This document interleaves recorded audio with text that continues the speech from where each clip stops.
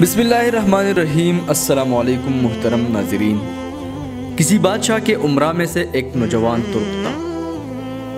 उसने एक अजीब हरकत करना शुरू की और एक मकान की दीवार की सुराख से उसमें रहने वाली एक औरत को झांका करता था। उस औरत ने अपने शौहर से कहा कि ये तुर्की रोज़ाना बहुत देर तक इस सुराख से मुझे झांकता रहता है, इसने मुझ पर आराम हराम कर दिया है। यहाँ मेरे सिवा कोई नहीं होता।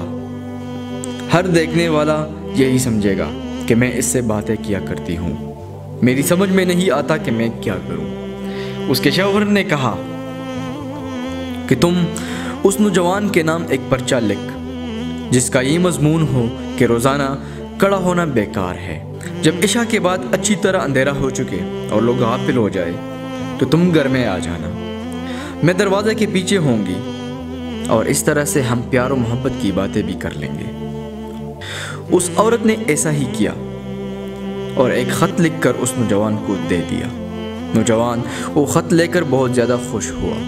इसके बाद उस औरत के शौहर ने दरवाजे के पीछे एक गहरा गड्ढा खोदा और उसके इंतज़ार में खड़ा हो गया। जब शाम हुई और वो तुर्की नौजवान आ गया तो उसकी बीवी ने दरवाज़ा खोला। जब वो अंदर दाखिल हुआ तो उसके शौहर ने उसे फ़ौरन धक्का देकर गड्ढे में डाल दिया और उस पर मिट्टी भर दी। इस वाक़या को कई दिन गुजरे, किसी को कुछ खबर ना हुई।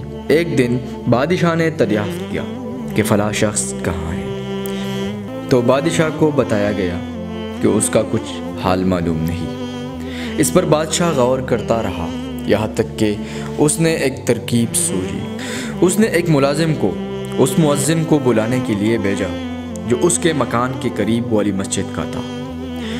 उसने मुअज्जिन को बज़ाहिर बहुत सख्त पकड़ा और बादशाह के सामने हाजिर कर दिया। फिर बादशाह ने आहिस्ता से उसे कहा कि ये 100 दिनार लो और जो कुछ हम तुमको हुक्म देते हैं उसकी तामील करो। वो ये कि तुम अपनी मस्जिद में जाओ तो इशा की अजान देकर मस्जिद में बैठ जाना। फिर जो शख्स सबसे पहले तुम्हारे पास आए और तुमसे गिरफ्तारी की वजह पूछे तो उसकी इत्ला मुझे देना। उसने कहा बहुत अच्छा, और वैसा ही किया। तो जो शख्स सबसे पहले आया वो वही उस औरत का शौहर था जिसने उस तुर्की नौजवान को मार दिया था। उसने मुअज्जिन से कहा कि मेरा दिल तेरा ही तरफ लगा हुआ था और तुम्हें इस तरह गिरफ्तार करके बुलवाने से बादशाह की तुमसे क्या गरज थी।